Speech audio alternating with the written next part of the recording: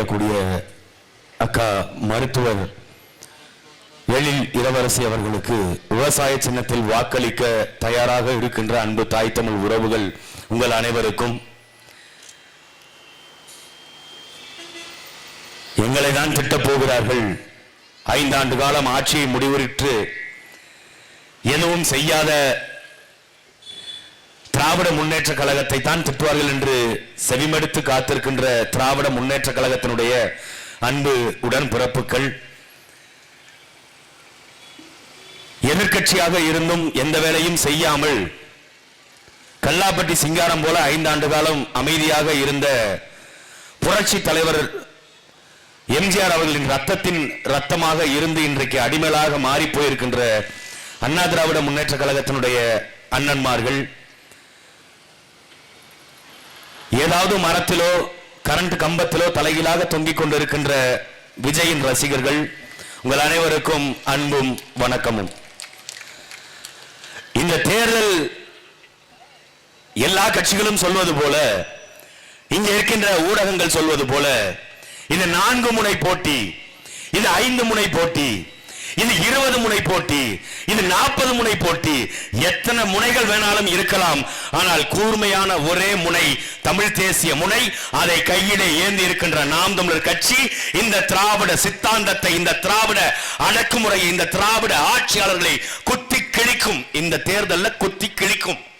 நீங்க 50 ஆண்டு காலமாக இந்த நாட்டு மக்களை ஏமாற்றி அதிகாரத்தில் இருந்து கொண்டு எதையுமே செய்யாம நாங்க வந்து அதை செஞ்சோம், நாங்க வந்து இதை செஞ்சோம், நாங்க வந்து 1000 கொடுத்தோம், நாங்க ஆடு மாடு கொடுத்தோம், நாங்க தோடு தொங்கட்டான் கொடுத்தோம், நாங்க மிக்சி கிரைண்டர் கொடுத்தோம், நாங்க டிவி கொடுத்தோம், நாங்க வந்து உங்களுக்கு அம்மா உணவகம் கொடுத்தோம், இப்படி மாறி மாறி 2 பேரும் இதை கொடுத்தோம் அதை கொடுத்தோம். குடிக்கிறதுக்கு தண்ணி குடிச்சாட நாய எங்க ஆத்தாலும் அம்மாவும் ரோட்ல தண்ணியை தூக்கிட்டு தெரிஞ்சுக்கிட்டு இருக்கு. வீடு வீட்டுக்கு தண்ணியை, அடிப்படை தேவையான குடிநீரை கொடுக்க வக்கற்ற இந்த திராவிட ஆட்சியாளர்களுக்கு எதுக்கு ஓட்டு? எதுக்கு ஓட்டு? இந்த தண்ணி தட்டுப்பாடு, குடிக்கிற தண்ணி தட்டுப்பாடு, இது குறித்து பேச வேண்டிய சட்டமன்ற உறுப்பினர்கள், இது குறித்து பேச வேண்டிய அமைச்சர் பெருமக்கள், இது குறித்து கவலைப்பட வேண்டிய எதிர்கட்சி தலைவர்கள் இந்த குடிக்கிற தண்ணியை பத்தி கவலைப்படாம டாஸ்மார்க் கடையில 6 மணிக்கு எப்படி சாராயம் விற்கலாம், இளவு வீட்டுல போய் எப்படி விற்கலாம், காது குத்து வீட்டுல போய் எப்படி விற்கலாம், கல்யாண வீட்டுல போய் எப்படி விற்கலாம், அரசாங்கத்துக்கு வருவாயை எப்படி ஈட்டலாம். வெக்கமா இல்ல? வெக்கமா இல்ல? இப்படி ஒரு ஆட்சி நடத்துறதுக்கு வெக்கம் கெட்டு போய் கேட்டால் திராவிட திருவாரூருக்கு பேசுவாங்க. எப்படி தெரியுமா? திமுக காரங்க கேளுங்களேன். தமிழ்நாட்டில் இன்னைக்கு சட்டம் ஒழுங்கு சீர்கேடு. தமிழ்நாட்டில் சட்டம் ஒழுங்கு சீர்கேட்டுக்கு என்ன காரணம்? மத போதை. இந்த மத போதையை தமிழ்நாட்டில் அமல்படுத்தியது யாரு? திமுக காரங்க போய் கேளுங்களேன். டாஸ்மார்க் நிறுவனத்தை தொடங்கியது யார்? அண்ணா திராவிட முன்னேற்ற கழகம். அண்ணா திராவிட முன்னேற்ற கழகம் தான் தமிழ்நாட்டு மக்களை குடிக்க வைத்தது. 2 லட்சம் இளம் உதவிகள் அக்கா கனிமொழி சொன்ன ஆதாரம் எங்கள்கிட்ட இருக்கு. 2019 நாடாளுமன்ற தேர்தலுக்கு அப்போ அக்கா கனிமொழி பேசினாங்க. தமிழ்நாட்டில் 2 லட்சம் இளம் உதவிகள் உருவாயிட்டாங்க. அந்த 2 லட்சம் இளம் உதவிகள் உருவாவதற்கு காரணம் இந்த டாஸ்மார்க் மதுபான கடை தான். அந்த கடையை இழுத்து மூடுவோம். திமுக ஆட்சிக்கு வந்தால், எங்க அண்ணன் ஆட்சிக்கு வந்தால் நாங்க கடையை இழுத்து மூடுவோம் சொல்லி 8 வருஷம் ஆச்சு. இவங்க அண்ணன் ஆட்சிக்கு வந்து 5 வருஷம் ஆச்சு. இதுவரை ஒண்ணுத்தையும் புடுங்கல. ஆனா உண்மை வரலாறு என்ன? டாஸ்மார்க் நிறுவனத்தை தொடங்கியது ஐயா எம்ஜிஆராக இருக்கலாம். ஆனால் சாராயத்தை தமிழ்நாட்டில் முதல்ல திறந்து விட்டது யாரு? இந்த கேள்விக்கு திராவிட முன்னேற்ற கழகத்தில் இருக்கிற எங்கள் உடன் பிறப்புகள், எங்க அண்ணன்மார்கள், ஸ்டாலின் படத்தை, கருணாநிதி படத்தை, எங்க அண்ணன் இப்ப கதிரவன் வந்தாருன்னா கதிரவன் படத்தை, எல்லாரும் படத்தை, காதர் பாட்சா படத்தை, எல்லாரும் படத்தையும் சட்ட பாக்கெட்ல வெள்ள பாக்கெட்ல வச்சுக்கிட்டு நல்லா வெளியில தெரியுற மாதிரி வெக்கமே இல்லாம தெரியல. இதுக்கு பதில் சொல்லு. யாரு சாராய கடையை தமிழ்நாட்டில் முதல்ல திறந்தது? அண்ணா ஆட்சியில இருந்தார். அதுக்கு முன்னாடி காமராஜர் ஆட்சியில இருந்தார். காமராஜர் ஆட்சி காலத்துல தமிழ்நாட்டில் மது விலக்கு அமல்ல இருந்துச்சு. அண்ணா அவர்களுடைய ஆட்சி காலத்துல 2 வருஷம் தான் இருந்தாரு. அந்த 2 வருஷத்துல தமிழ்நாட்டில் மது விலக்கு அமல்ல இருந்துச்சு. அண்ணாதுரை ஒரே ஒரு வார்த்தை சொன்னார். என்ன சொன்னார் தெரியுமா? 1 படி அரிசி 1 ரூபாய்க்கு தர்றேன் அப்படின்னு சொல்லி அண்ணா அவர்கள் சொன்னார். அப்போ அண்ணா அவர்கள்ட்ட பத்திரிகையாளர் கேட்கிறாங்க, ஐயா தமிழ்நாடு அரசாங்கத்திட்ட பணம் இல்ல, நீங்க 1 படி அரிசி 1 ரூபாய்க்கு கொடுப்பேன்றீங்க, எப்படி இந்த பொருளாதாரத்தை ஈட்டுவீர்கள்? சாராய கடையை திறந்து விட்டா வருமானம் வருமே, அந்த கடையை திறக்கலாம்னு அண்ணா கிட்ட கேட்கும் பொழுது அண்ணாதுரை சொன்னது, சாராய கடை நடத்தி அதுல இருந்து வர்ற வருமானத்தை வைத்துதான் என் நாட்டு மக்களுக்கு உதவி செய்ய வேண்டும் என்ற நிலை வந்தால் இந்த ஆட்சி வேணான்னு துண்ட உதறி தோல்ல போட்டு போயிருவேன். இது சொன்னது யாரு? அறிஞர் அண்ணாதுரை. அறிஞர் அண்ணாதுரை மானம் உள்ளவருங்க, படிச்ச மேதை, ஆங்கிலம் தெரிந்தவர், அவ்வளவு புலமையாக பேசக்கூடியவர், தமிழ் மொழிக்காக முக்கியத்துவம் கொடுத்தவர், மாபெரும் தமிழ் கனவை கண்டவர் அண்ணாதுரை. அவர் மேல மதிப்பு மரியாதை இருக்கு. அதுக்கப்புறம் அந்த மஞ்சத்துண்டு மைனர் இருக்காப்ல, பிரச்சனை அங்கதான் தொடங்குது தமிழ்நாட்டுக்கு. அந்த மஞ்சத்துண்டு மைனர் கருப்பு கண்ணாடி போட்டுக்கிட்டு அவர் வந்த உடனே என்ன பண்றாரு, சாராய கடையை திறந்து விடுறாப்ல. சாராய கடையை திறக்கும் பொழுது அதே பத்திரிகையாளர் போய் கேள்வி கேட்கிறாரு, ஐயா அண்ணாதுரை உங்களுடைய தலைவர், அண்ணாதுரையே சாராய கடை வேணான்னு சொன்னாரு, அந்த வருமானத்தை வைத்து நாட்டு மக்களுக்கு சேவை செய்ய வேண்டிய அவசியம் இல்ல, அந்த பணம் என்பது சாராய கடையில இருந்து வரக்கூடிய பணம் என்பது குஷ்டரோகி கையில இருக்கிற வெண்ணையை எடுத்து நக்கிறதுக்கு சமம் அப்படின்னு அண்ணாதுரை சொல்லி இருக்கிறாரு. ஆனா நீங்க அந்த வெண்ணெய் எப்படி நாக்க போட்டு நக்கிறீங்களேன்னு அந்த பத்திரிகையாளர் கேள்வி கேட்கிறான். கலைஞர் கருணாநிதி சொன்ன பதில் என்ன தெரியுமா, சுத்தி நெருப்பறியுது, கையில சூடத்தை வச்சுக்கிட்டு நான் என்ன பண்றது, தமிழ்நாட்டில் சாராயத்தை விற்கலன்னா பக்கத்துல கேரளாவில் போய் குடிச்சிருவாங்க, இங்கிட்ட ஆந்திராவில் போய் குடிச்சிருவாங்க, இங்கிட்ட கர்நாடகாவில் போய் குடிச்சிருவாங்க, ஏன் பாண்டிச்சேரியில போய் குடிச்சிருவாங்க. இப்படி தமிழ்நாட்டை சுற்றி நெருப்பெறியும் பொழுது கையில் சூடத்தை வைத்துக் கொண்டு நான் என்ன செய்வது சொன்னது கலைஞர் கருணாநிதி. 69 சாராய கடையை திறந்து விட்டு கையில இருந்த சூடத்தை எடுத்து எல்லா வீட்டு குடிசையிலையும் போட்டு கொளுத்தி விட்டு போயிட்டாப்ல. இன்னைக்கு தமிழ்நாடு முழுக்க 10 லட்சம் இளம் விதவைகள். யாரு காரணம்? ஒரே ஒரு ஆள், அந்த மஞ்சள் துண்டு கருப்பு கண்ணாடி, ஒரே ஒரு கையெழுத்து தமிழ்நாட்டுடைய 50 ஆண்டு கால வரலாற்றை மாத்தி 10 லட்சம் இளம் விதவைகள் கணவனை இழந்துட்டு வாழ்றான். இந்த அரசாங்கத்திட்ட இதை கேள்வி கேட்டா என்ன தெரியுமா சொல்றாங்க, 10 லட்சம் இளம் விதவைகள் இருந்தால் என்ன, 10 லட்சம் இளம் விதவைகளுக்கும் நாங்கள் மாதம் 2500 ரூபாய் பணம் தர்றோம்ல. பாரதேசி, நீ டாஸ்மாக் கடையை மூடிட்டா புருஷன் உயிரோட இருந்திருப்பான், மாசம் 10,000 15,000 சம்பாதிச்சு கொட்டி இருப்பான்டா, நல்ல வாழ்க்கையா அந்த பெண்மணி வாழ்ந்திருக்கும். கைம்பெண் உருவாத காரணம் யாரு? நீங்க. எங்க அக்கா கனிமொழி தெருவில் மேடை போட்டு பேசினாங்க, 19 2 லட்சம் இளம் விதவைகள். நீங்க ரோட்ல நின்று பேசுறதுக்கு பதிலா இந்த ஓலாங்காது செவுட்டுக்காது ஸ்டாலின் வீட்டு வாசல்ல போய் பேசி இருந்திருந்தா இந்த 5 ஆண்டு காலத்தில் சாராய கடையை இழுத்து மூடி இருப்பாங்க. ஏன் மூட முடியல இவர்களால்? அந்த வருமானம் இவர்களுக்கு தேவை. 50,000 கோடி வருது. தம்பி வினோத் சொன்னால, லாபம் மட்டும் 50,000 கோடி. அதுல அரசுக்கு வரி இருக்குது, அரசு செலவினங்கள் இருக்குது, இதெல்லாம் போக வெறும் வருமானம் அரசினுடைய லாபம் மட்டும் 52,000 கோடி. இந்த 52,000 கோடிக்காக நாட்டு மக்களை கொள்வது நியாயமா? இதுக்கு யாராவது ஒருத்தர் பதில் சொல்லுவாங்களா? ஐயா ஸ்டாலின் பதில் சொல்லுவாரா? ஸ்டாலின் என்ன சொல்றாரு, நான் எல்லாருக்கும் அப்பா. அது எப்படி? ஆக தமிழ்நாட்டு மக்கள் எல்லோரும் என்னை பார்த்து அப்பா அப்பாங்கிறாங்களே, அதுக்கு காரணம் இல்ல, நான் அப்பா ஆட்சி தர்றேன், நான் நல்லாட்சி தர்றதுனால தமிழ்நாட்டில் இருக்கிற பெண்கள் எல்லாரும் என்னைய உரிமையோடு அப்பா என்று அழைக்கிறார்கள். எந்த அப்பனாவது மதம் குடிச்சுட்டு ரோட்ல படுத்துக்கிறத வேடிக்கை பார்த்துட்டு அந்த காசு எனக்கு வேணும், பரவாயில்ல நீ குடின்னு எந்த அப்பன் சொல்லுவான்? ஓங்கோல்ல இருந்து வந்த அப்பன் சொல்லுவான். தமிழ்நாட்டு அப்பன் செருப்பால் அடிப்பான். தமிழ்நாட்டில் அப்பனாக இருந்திருந்தா, தமிழனா இருந்திருந்தா செருப்பால் அடிச்சு இந்த கடையை மூடுறான் இருப்பான். ஆனா இங்க நாம என்ன, நமக்கு எப்படின்னா வந்ததும் சரியில்லை வாச்சதும் சரியில்லைங்கிற மாதிரி ஐயா ஸ்டாலின் சரியில்லை, அந்த பக்கம் போலான்னு பார்த்தா அங்கிட்டு எடப்பாடி பழனிசாமி. அவர் எப்பேற்பட்டாலே அவருக்கும் இந்த சாராய கடை வேணும், அவருக்கும் இந்த வருமானம் வேணும். ஏன் இந்த சாராய கடை வருமானத்தை பிடிச்சிட்டு தொங்குறான்?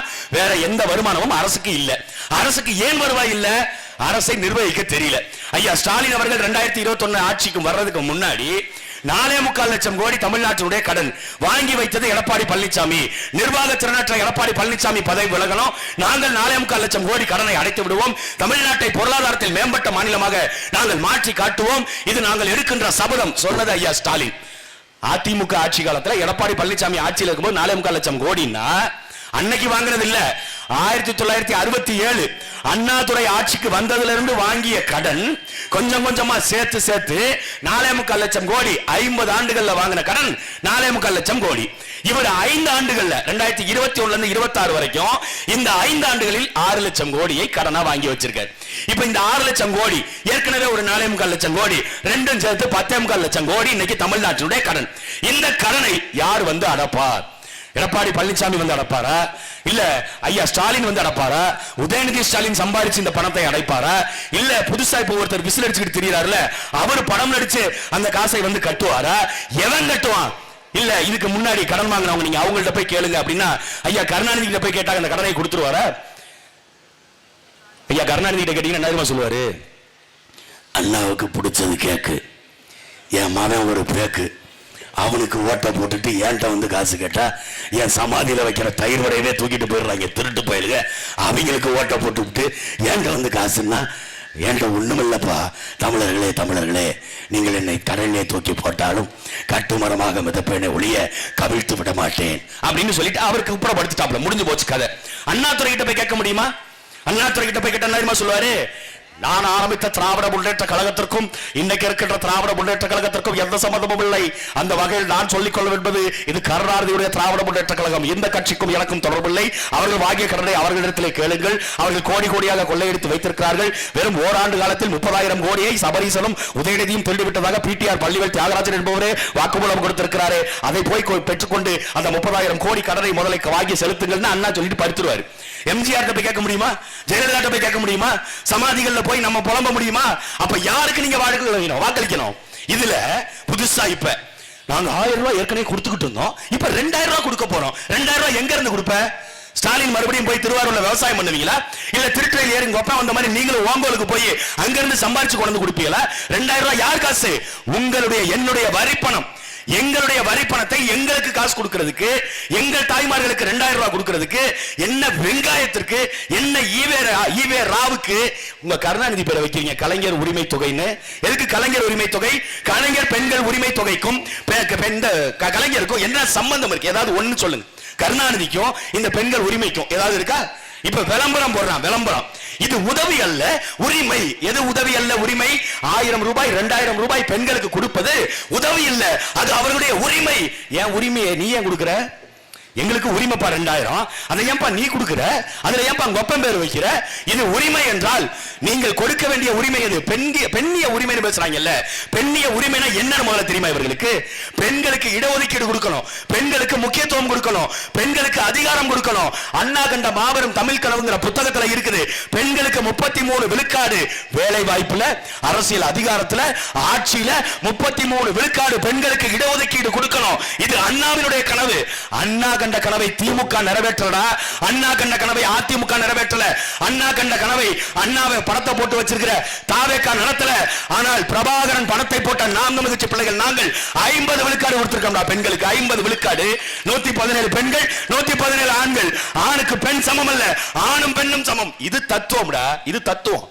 அதிகாரத்தை நீ இப்படி கொடுக்கணும். திமுக கேட்ட சொல்லுவாங்க, நீங்க ஜெயிக்க போறது இல்ல, அதனால நீங்க கொடுக்குறீங்க. நாங்க வெல்றோம் வீழ்றோம், தனிச்சு களத்துல நிக்கிறோம்டா, ஆண்மகனாக சிங்கமா நிக்கிறோம்டா.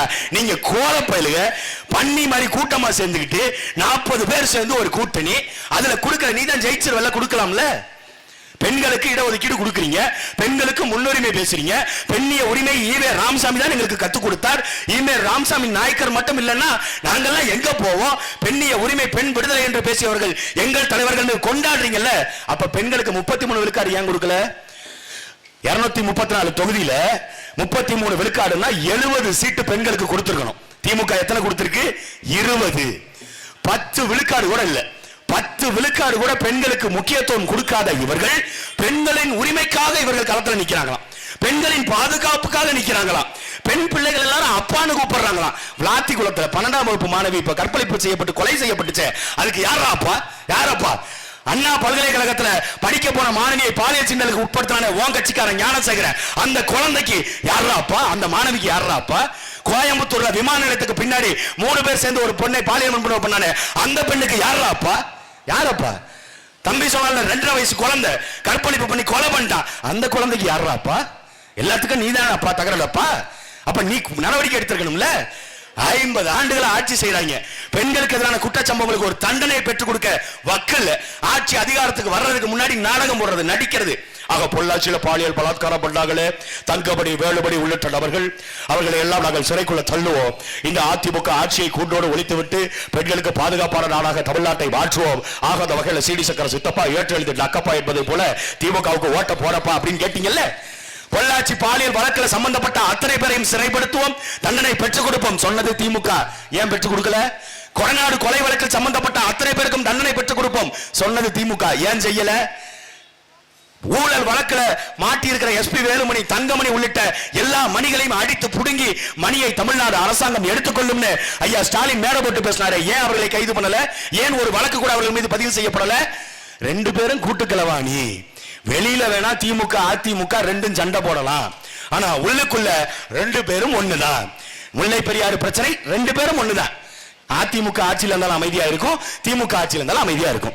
மீனவர் பிரச்சனை அதிமுக ஆட்சியில் இருந்தாலும் அமைதியா இருக்கும், திமுக ஆட்சியில் இருந்தாலும் அமைதியா இருக்கும். காவேரி பிரச்சனை ரெண்டு பேரும் அமைதியா தான் இருப்பான். பாலாறு பிரச்சனை ரெண்டு பேரும் அமைதியா தான் இருப்பான். மீத்தேன் திட்டம் ரெண்டு பேரும் அமைதியா இருப்பான். ஹைட்ரோ கார்பன் திட்டம் ரெண்டு பேரும் அமைதியா இருப்பான். ரெண்டு பேருக்கும் என்ன கொள்கை மாற்றம் இருக்கு? அங்கே அண்ணா இருக்கு, அண்ணா கொடியில இருக்க மாட்டார், திமுக கொடியில, அதிமுக கொடியில அண்ணா துறையை சேர்த்திருப்பாங்க. அந்த ஒரு மாற்றத்தை தவிர தத்துவ மாற்றம், கொள்கை மாற்றம், ஆட்சி மாற்றம், அமைப்பு மாற்றம், அரசியல் மாற்றம் ஏதாவது ஒண்ணு இருக்கா ரெண்டு கட்சிக்கும்? எதுவும் இல்லை. ஆனா அவர்களுக்கு ஓட்டு போடணும், எங்க அண்ணன் கதிரவனுக்கு ஓட்டு போடணும் முடிவெடுத்துட்டீங்களா? தாராளமா நீங்க ஓட்டு போடுங்க. ஓட்டு போடுறது மாதிரி என்ன பண்றீங்க? உங்க வீட்டுல பிள்ளைகள் இருந்துச்சுன்னா அந்த பிள்ளைகள் யாரு? நாங்களா தான் இருப்போம் வைங்க. உங்க வீட்டுல பிள்ளைகள் இருந்துச்சுன்னா ஓட்டு போறதுக்கு முன்னாடி வாக்கி அரிசி கொஞ்சோண்டு எடுத்து வீட்டு வாசல்ல வச்சுட்டு போயிருங்க. நீங்க ஓட்டு போட்டீங்கன்னா என்ன நடக்கும்? மாவட்ட கவுன்சிலராக இங்க இருக்கும் பொழுது நாட்டு மக்களுக்கு குடிக்கிறதுக்கு குடிநீர் கொடுக்கல, சாலை போட வேண்டிய கவுன்சிலர், மாவட்ட கவுன்சிலர் எல்லா பகுதிகளிலும் சாலை போடல, இந்த நிலத்தை நஞ்சாக்குகின்ற மருத்துவ கழிவு சுத்திகரிப்பு ஆலை வரும் பொழுது வாய் திறந்து கூட பேசல. திமுக அதிமுக ரெண்டு கட்சிகளும் கருத்து கேட்பு கூட்டத்தில் பங்கேற்கல. கருத்து கேட்பு கூட்டத்தில் பங்கேற்க போன நாம் தமிழர் கட்சி பிள்ளைகளை மிரட்டி இருக்கிறாங்க.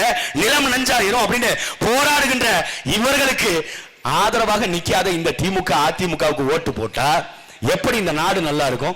மருத்துவ கழிவு ஆலை வந்துச்சுன்னா சுற்றி இருக்கிற எல்லா பகுதிகளின் நிலமும் நஞ்சாகும். ஏற்கனவே தமிழ்நாட்டில் இந்த ராமநாதபுரம் பகுதியில் இந்த பரமக்குடியில எல்லாம் விவசாயம் பட்டு போச்சு. ஏற்கனவே நிலம் நஞ்சாயிருச்சு. இதுல மருத்துவ கழிவுகளை கொண்டு நீங்க கொட்டினா அதை சுத்திகரிப்பு செய்யறேன்னா அந்த சுத்திகரிப்பு செஞ்ச மிச்ச கழிவுகளை எங்க கொண்டு போவ? எங்க அண்ணன் கதிரவன் வீட்டுல போய் புள்ள பூட்டி வச்சுக்கிறீங்களா? சொல்லுங்க, தாராளமா நீங்க திறந்துட்டு போலாங்க. எங்க அண்ணன் கதிரவன் வீட்டுக்கு கொண்டு போங்க. இல்ல எங்க அண்ணன் ஏற்கனவே இருந்தாருல அன்வர், அவர் வீட்டுக்கு கொண்டு போங்க. அவர் வீட்டுல கொண்டு போய் அவர் பத்திரமா வச்சுக்கிட்டோம், எங்களுக்கு ஒன்றும் பிரச்சனை இல்லை. அவர் அதிலே பெட் செஞ்சு கூட படுத்துக்கிட்டோம். நாங்க எதையாவது கேட்க போறோமா? செய்தியா நீயே? உங்களுக்கு நீங்கள் பாதுகாப்பாக இருக்கணும். அப்ப மருத்துவ கழிவுகளை என்னதான் பண்றது? மருத்துவ கழிவுகளை சுத்திகரிக்கிறதுனா ஐயா ஸ்டாலின் வீட்டுல போய் வச்சு சுத்திகரிங்களே, பாதுகாப்பா தானே இருக்கு. எங்கள்கிட்ட சொல்றீங்கல்ல, அது பாதுகாப்பா இருக்குங்க. பாதுகாப்பான ஆலை, ஆமாங்க ஐயா, பாதுகாப்பான ஆலை. சென்னையினுடைய தலைமைச் செயலகம் இருக்குல்ல, அதுக்கு பின்னாடி ஒரு 4 ஏக்கரா நிலம் கிடக்குது. அங்க போய் நீங்க சுத்திகரிப்பு செய்யுங்களேன். நான் உங்களை யாராவது கேட்கிறோமா? இல்ல சென்னையில இந்த அம்மையார் ஜெயலலிதா அவர்கள் இந்த தலைமைச் செயலகத்தை பைத்தியகார ஆஸ்பத்திரியா மாத்தி விட்டாங்க. சேப்பாக்கத்துல தான் இருக்குது. சேப்பாக்கம் ஸ்டேடியத்துக்கு பக்கத்துல திருவல்லிக்கணியில இருக்குது. வேணா அங்க போய் சுத்திகரிப்பு ஆலையை வச்சுக்கங்களேன். ஏன் இங்க கொண்டு வந்து வைக்கணும்? இவங்க ஏன்னா இங்க போராட மாட்டான். இங்க திமுக அதிமுகவை கைக்குள்ள போட்டு வச்சுக்கலாம், இங்க இருக்கிற மாவட்ட செயலாளரை கைக்குள்ள போட்டு வச்சுக்கலாம், காசு கொடுத்தா அமைதியாயிருவாங்க. அப்ப அவங்க போராட மாட்டாங்க. போராடுகின்ற நபர்கள் யாரு? நாம் தமிழர் கட்சி. அவங்களை மிரட்டிடலாம், பயமுறுத்திடலாம், அச்சுறுத்திடலாம். அப்படியே தெரியுதுங்களை எல்லாம் பார்த்தா பயப்படுற மாதிரியா தெரியுது. இந்த கூட்டம் போடுறதுக்கு மைக் செட்டுக்காரரை பிடிச்ச மிரட்டுறது, லைட்டு போடுறவங்களை மிரட்டுறது, பிளக்ஸ் வைக்கிறவங்களை மிரட்டுறது. டேய், நாங்க என்ன கருணாநிதியை பார்த்து ஆட்சி செய்ய வந்தோம், அதிகாரத்துக்கு வந்தோம் நினைச்சீங்களா? இல்ல அரசியலுக்கு வந்தோம் நினைச்சீங்களா? இல்ல அம்மையார் ஜெயலலிதாவை பார்த்து எம்ஜிஆரை பார்த்து வந்தோம் நினைச்சீங்களா? உலகத்துல 24 நாடு எழுத்து துப்பாக்கியோட நிற்கும் பொழுது நெஞ்ச காமிச்சு நின்ன எங்கள் தலைவன் பிரபாகரனை பார்த்து அரசியலுக்கு வந்தவங்க.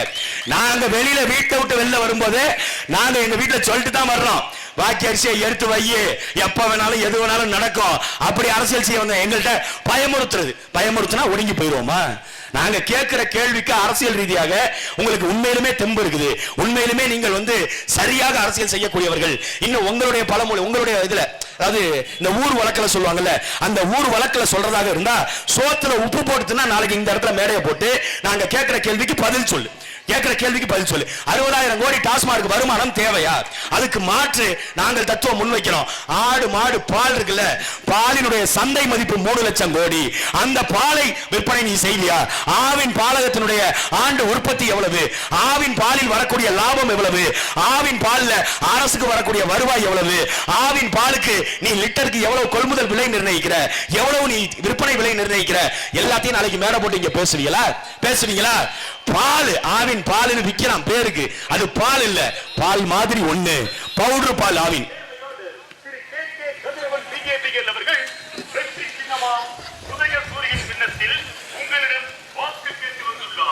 எங்க காணோம்? வந்தாருன்றாங்க, காணோம். ஐயோ ஐயோ. சின்னம் வெற்றி பெறும், மக்கள் வெற்றி பெறுவார்களாங்கிறது தான் இங்க கேள்வியே. சின்னம் வெற்றி பெறும், அந்த சின்னம் வெற்றி பெறும். ஏன்னா 70 ஆண்டுகளா சின்னமே அவங்களுக்கு கிடையாது. முதல்ல அந்த வரலாறு தெரியுமா உங்களுக்கு? உதயசூரியன் சின்னமே அவங்களுக்கு கிடையாது, அடுத்தவர்கிட்ட இருந்து ஆட்டையை போட்டதுதான். அந்த ஆட்டையை போட்ட சின்னத்தை வச்சுக்கிட்டு நாங்க ஜெயிச்சோம் போங்க. ஆவின் பாலை பத்தி அவர்கள் பேசுவார்களா? பால்வளத்துறை அமைச்சர் மனோ தங்கராஜ் கிட்ட கேள்வி கேட்கிறாங்க பத்திரிகையாளர்கள். இந்த பால்ல இவ்வளவு பிரச்சனை இருக்குதுன்னு சொல்றாங்களே, இதுக்கெல்லாம் நீங்க என்ன பதில் சொல்றீங்க? அங்க கன்னியாகுமரியில ஒரு விவாத நிகழ்ச்சி, ஒரு தொலைக்காட்சி விவாத நிகழ்ச்சி. அதுல அமைச்சர்கிட்ட என் தம்பி ஹிம்லர் கேள்வி கேட்கிறான். ஆவின் பால் உண்மையிலுமே பால் தானாங்கய்யா, அது நீங்க குடிச்சு பார்த்திருக்கீங்களான்னு கேள்வி கேட்கிறான். அதுக்கு பதில் சொல்ல முடியாத ஒரு அமைச்சருக்கு பதில் சொல்ல முடியல. அமைச்சர் என்ன தெரியுமா சொல்றாரு பதிலாக?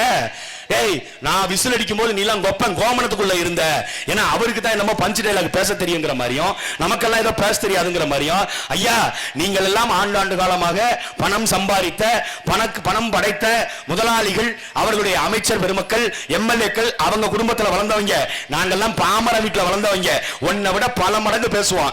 நீ கோமணத்தை பத்தி பேசினா நாங்க வேற எதை பத்தி பேசுவோம்னே தெரியாது. அப்ப இவர்கள் என்ன நோக்கத்தை முன்வைக்கிறாங்க? கேட்கிற கேள்விக்கு இவர்கள்ட்ட பதில்.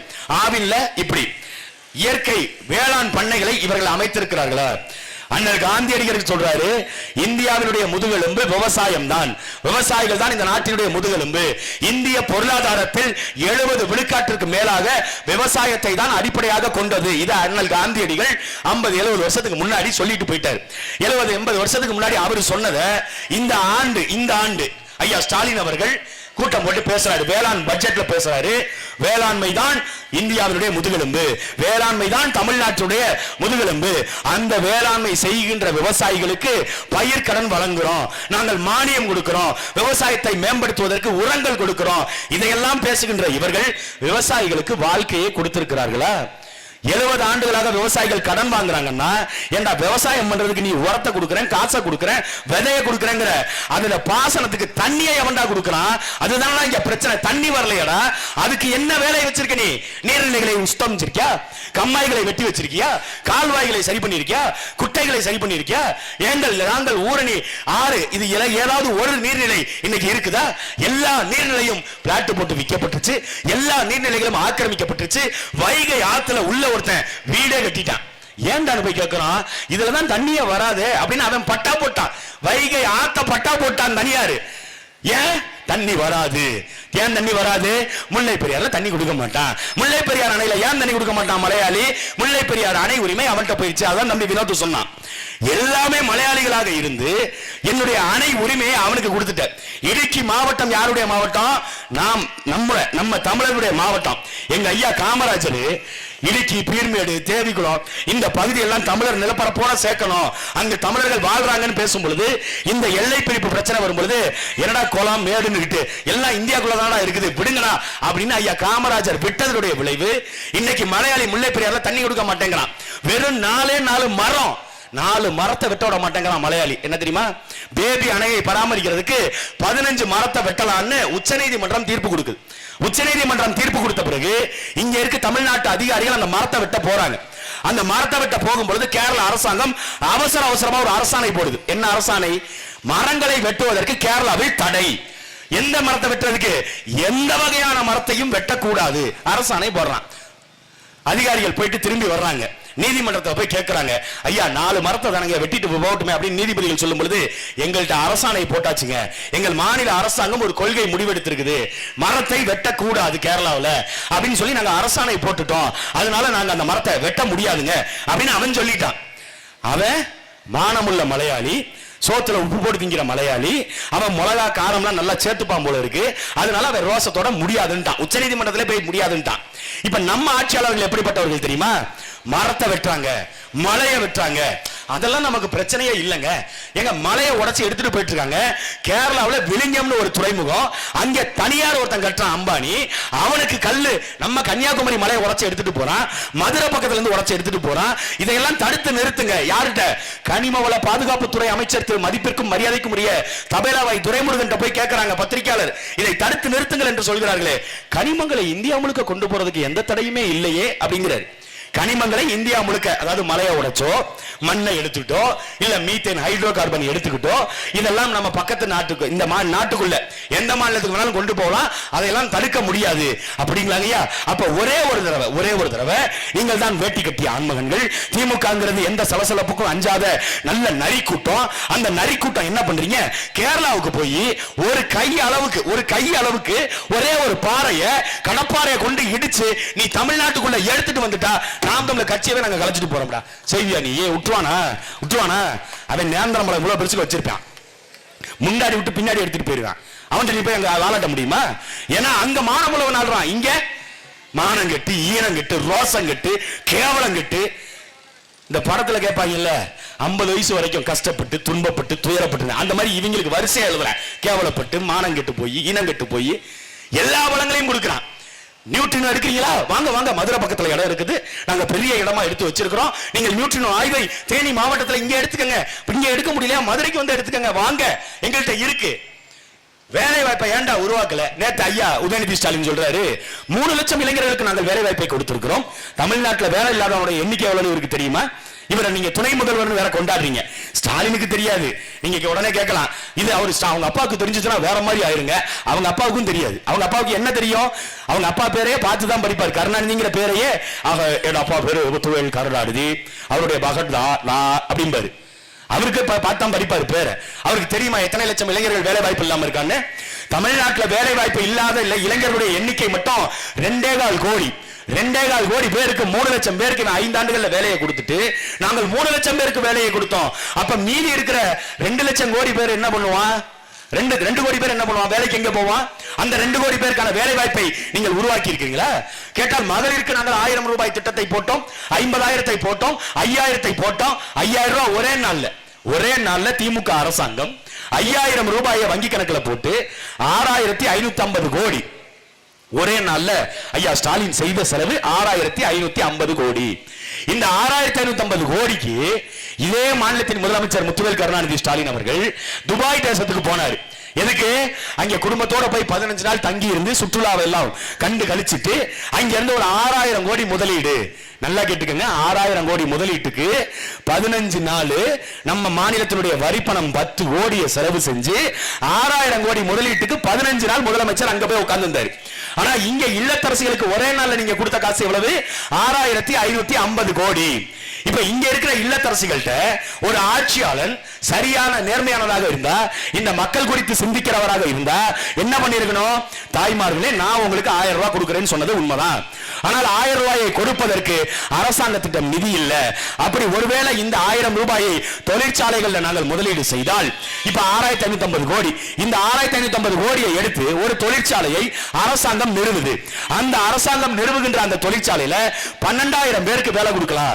6550 கோடி முதலீடு செய்தால் 18000 பேருக்கு வேலை கொடுக்கலாம்.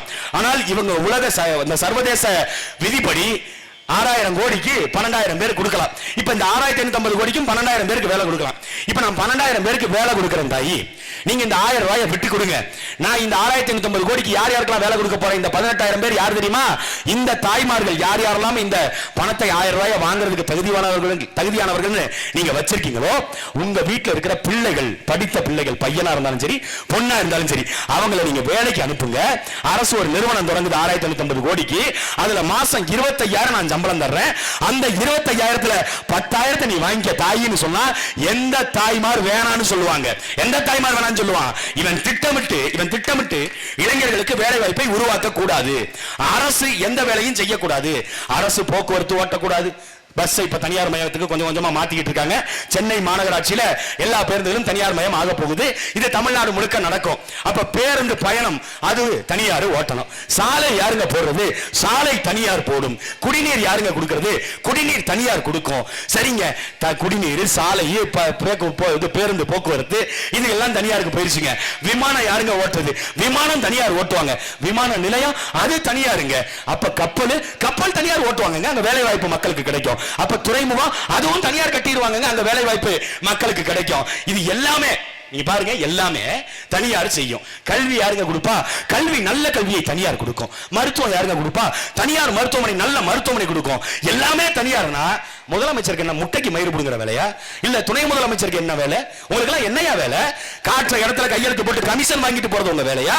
முதலமைச்சரோட வேலை இதெல்லாம். நாட்டு மக்களுக்கு குடிநீர் கொடுக்கணும், கல்வியை இலவசமா கொடுக்கணும், மருத்துவத்தை இலவசமா கொடுக்கணும். அதை தனியார்ட்ட கொடுத்துட்டு அதை சாதனைன்னு இந்த அரசாங்கம் பேசுது. நல்ல கல்வியை தமிழ்நாடு பெற்றிருக்கிறது.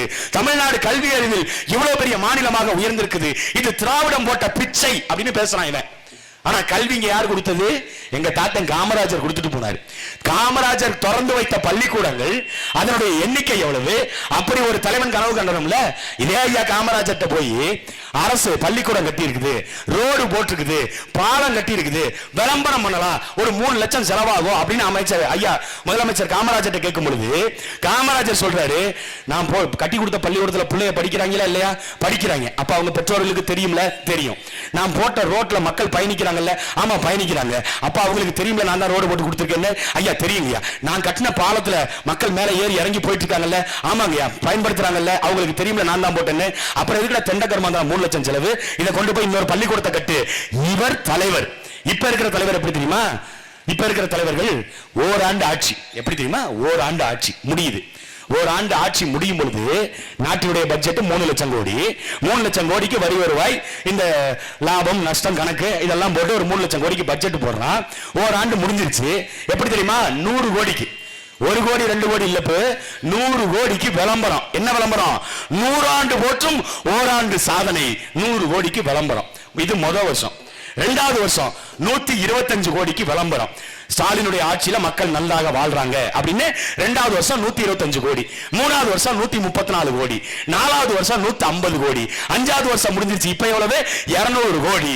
இப்ப இந்த ஆட்சியில மட்டும் கிட்டத்தட்ட 1000 கோடி ரூபாய்க்கு வெற்று விளம்பரத்துக்கு 1000 கோடி. இவங்க நாடு நல்லா இருக்குமா? இந்த நாடு எப்படி உருப்படும்? இங்க கல்வி யாரு தரமா கொடுக்கணும்? அரசினுடைய பள்ளிக்கூடம். ஒரு அரசு 12 கோடி மக்களால் தேர்ந்தெடுக்கப்பட்ட ஒரு அரசாங்கம், இத்தனை அதிகார மையத்தை வைத்திருக்கக்கூடிய ஒரு அரசாங்கம், இத்தனை ஆசிரியர்களை வைத்திருக்கக்கூடிய ஒரு அரசாங்கம் கல்வியை மாணவர்களுக்கு இலவசமா தரமா கொடுக்க முடியல.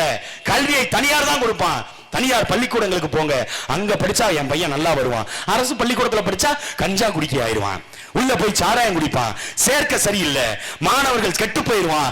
அரசு பள்ளிக்கூடத்துக்கு போனா மாணவர்கள் கெட்டு போயிருவான்னு பெத்தவன் நினைக்கிற அளவுக்கு இருக்குடா உங்க ஆட்சி. இதுல நல்லாட்சி நாயகர்னு பட்டம். திராவிடம், இந்த திராவிடம் பார்த்தாதான் திராவிடம் 2.0 வேறையாம். இந்த ஏற்கனவே இருந்த திராவிடத்திலே இவ்வளவு பாலியல் தொந்தரவுகள், இவ்வளவு சட்டம் ஒழுங்கு சீர்கேடு, கொலை கொள்ளை வழக்குகள், பள்ளிக்கூடத்துல கஞ்சா விற்பனை, பள்ளிக்கூடத்துல சாதி மோதல், மாணவர்களுக்குள்ள வெட்டிக்கிட்டு சாகுற நிலைமை, இப்படி எல்லாம் இந்த ஆட்சியில இருக்கு. இன்னும் 2.0 எப்படி இருக்கும்? இன்னும் இதை விட கூத்தாத்தான் இருக்கும். அதெல்லாம் இவர்களுக்கு ஓட்டு போட்டு நீங்க ஜெயிக்க வச்சு யாராவது ஒருத்தர் நீங்க மனசாட்சியை தொட்டு சிந்திச்சு பாருங்க. பள்ளிக்கூடத்துல மாணவனை படிக்க வைக்க வழி இல்ல.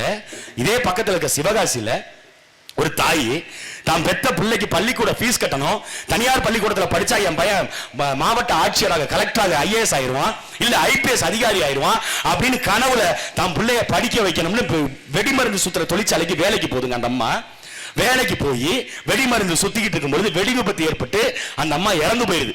பிள்ளைய படிக்க வைக்கணும்னு தன்னுடைய வறுமைக்காக வெடிமருந்து சுத்த போன அம்மா செத்து போச்சு. எவ்வளவு இந்த அரசாங்கம் நிவாரணம் கொடுத்துச்சு?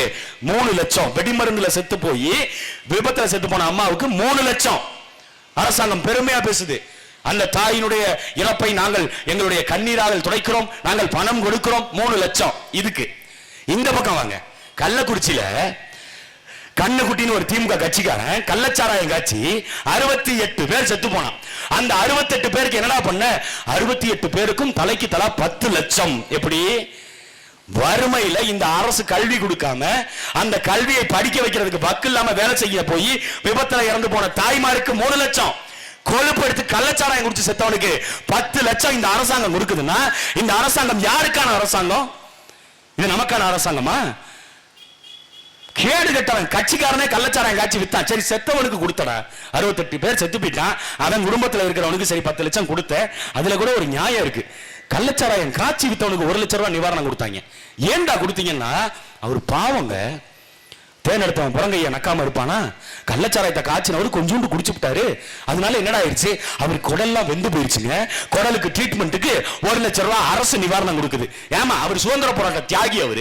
அவர் பாவம் வாழ்நாள் முழுக்க சிறையில இருந்துட்டாரு, இந்திய விடுதலைக்காக போராடி இருக்கிறாரு. அதனால அவருக்கு பாதிப்பு ஏற்பட்டுச்சு, அவருக்கு நிவாரணம் 1 லட்சம். வெக்கமா இல்லை இவர்களுக்கு செய்வதற்கு?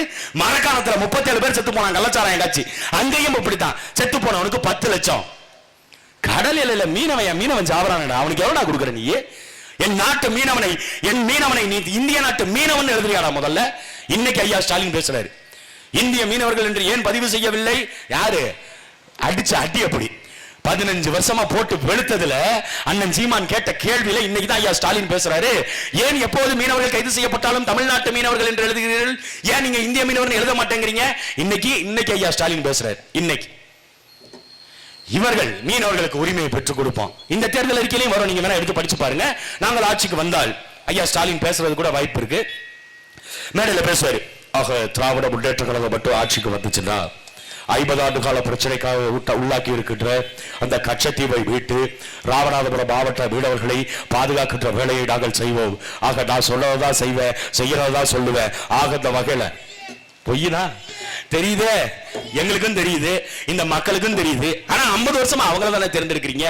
பொய் என்று தெரிந்தும் நீங்கள் வாக்களிக்கிறீங்களே, அதான பிரச்சனை. இங்க 50 வருஷமா ஏன் கச்சத்தீவை மீட்கல?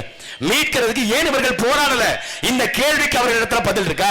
கச்சத்தீவு பறி போனது. ஆனா விடுங்க, உட்காருங்க, அவர் விடுங்க, உட்காருங்க, விடுங்க. கருணாநிதி உள்ள போயிருக்கும்போது, வீரன் உள்ள போயிருக்கும்போது அப்புறம் கொஞ்சம் கூட சலம்பல் எப்படி? அப்புறம் அரசுக்கு என்ன மரியாதை இருக்கு? அரசு நல்ல சாராயத்தை விக்குது இல்ல?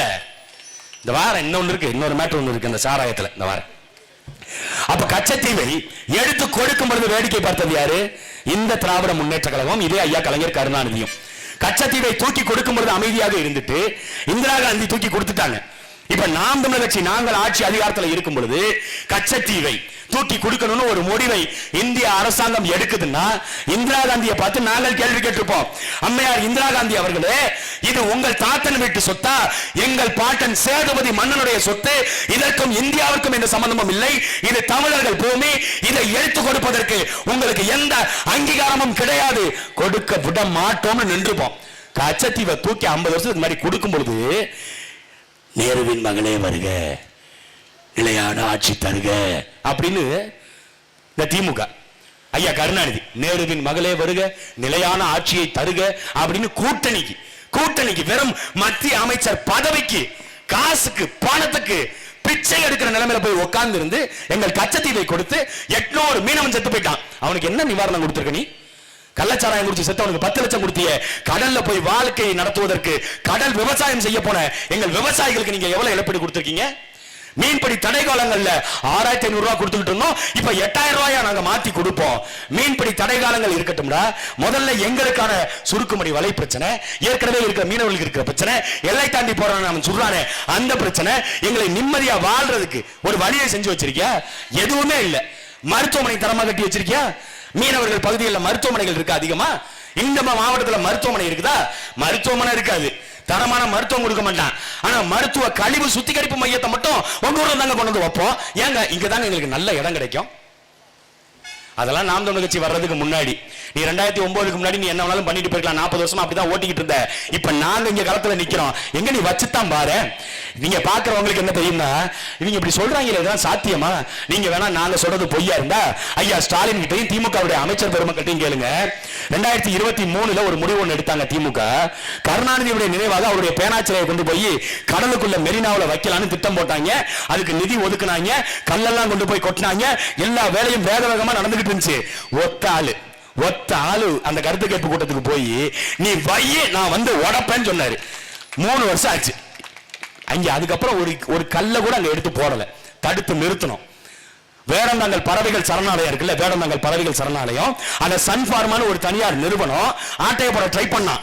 அந்த இடத்தை நாம் தமிழர் கட்சியோட சுற்றுச்சூழல் பாசறை வழக்க போட்டு தடுத்து நிறுத்தி அந்த இடத்தை அரசாங்கத்திட்ட ஒப்படைக்கணும்னு சன்ஃபார்மா நிறுவனத்திற்கு கண்டனங்களை பெற்றுக் கொடுத்து விதி மீறல்னு அவனை அங்க வந்து ஃபைன் கட்ட வச்சது யாரு? இதே நாம் தமிழர் கட்சி. நாங்கள் ஆட்சியில இல்ல, அதிகாரத்துல இல்ல, ஆனாலும் செஞ்சோம். இவர்கள் பேசுகிறாங்க அடுக்கு மொழியில தமிழ்ல வசனம் பேசி தமிழுக்கு செம்மொழி அந்தஸ்தை பெற்றுக் கொடுத்தது நாங்கள் தான். கலைஞர் கருணாநிதி மட்டும் இல்லை என்றால் தமிழுக்கு செம்மொழி அந்தஸ்து வந்திருக்குமா? இன்னைக்கு தமிழ்நாடு முழுக்க தமிழை கொண்டாடுகிறார்களே, தமிழ் ஆட்சி மொழியாக இருக்கிறது, தமிழ் அதிகார மொழியாக இருக்கிறது, தமிழை வீட்டொழிக்காமல் தமிழை நாங்கள் மீட்டெடுத்து பாதுகாத்து வைத்துள்ளோம் அப்படின்னு பேசுற இந்த திராவிட திருவாளர்கள் இருக்காங்கல்ல, இவர்களுடைய 60 ஆண்டு கால ஆட்சியில எங்கள் தமிழ் கடவுள் முருகன், எங்களுடைய தமிழ் கடவுள்கள், எங்களுடைய பாட்டன் சிவன் இருக்கான்ல, அவருடைய கோவில் குடமுழக்கு நடத்தும் போது, குடமுழக்குனா உங்களுக்கு புரியாது, கும்பாபிஷேகம் இருக்குல்ல, அந்த கும்பாபிஷேகத்துக்கு அர்ச்சனை சொல்றதுக்கு தமிழ்ல மந்திரம் சொல்லாம சமஸ்கிருதத்துல சொல்லிக்கிட்டு இருந்தான்.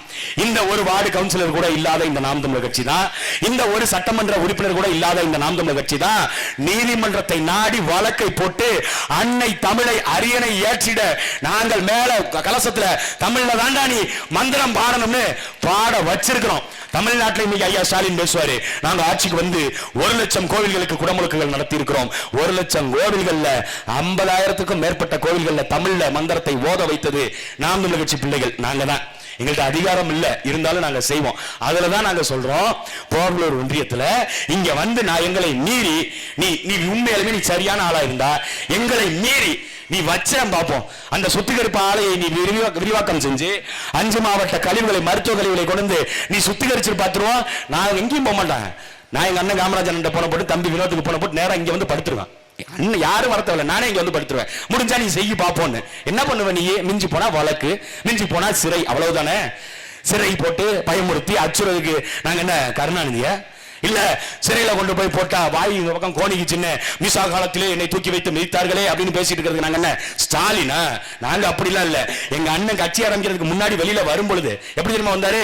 எல்லாரும் சொல்றோம் சிறையில இருந்தா அவரும் வந்தார். அவர் சிறையில இருந்து வரல. எங்க அண்ணன் சொல்ற மாதிரி 1.5 வருஷம் சிறையில இருந்தா வெளியே வந்தாரு. வெளியே வந்துதான் இந்த கட்சியை கட்டணும்னு முடிவு பண்ணாரு. வெளியே வந்துதான் கருணாநிதியை கருவெடுக்கணும்னு முடிவு பண்ணாரு. அன்னைக்கு வந்து சேர்ந்தோம். இன்னைக்கும் நாங்கள் உறுதியாக களத்துல நிக்கிறோம். நாங்க அப்படி நிப்போம்.